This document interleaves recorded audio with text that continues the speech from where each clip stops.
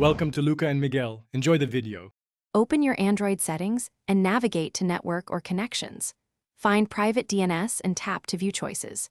Choose Automatic to use Network Default DNS over TLS right away, or select Provider Hostname and enter a valid TLS hostname such as DNS, Google or 1.1.1.1, Cloudflare DNS.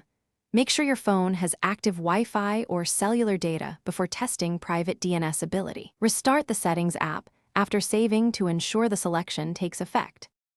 Verify the chosen hostname can be reached by checking DNS over TLS on port 853.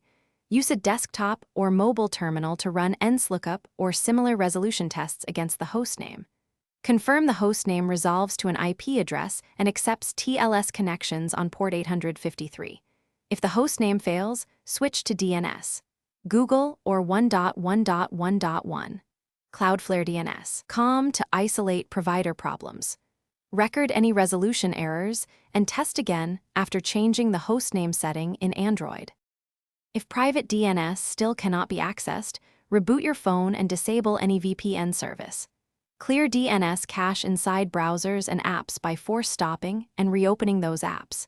If issues persist, perform a reset network settings from the system menu to restore network defaults. Remember, this reset removes saved Wi-Fi networks and Bluetooth pairings, so prepare to reconnect devices. After the reset, re-enter your private DNS hostname or choose Automatic, and then test connectivity to confirm the issue is resolved. Thanks for watching and please subscribe. It's the best investment you'll ever make.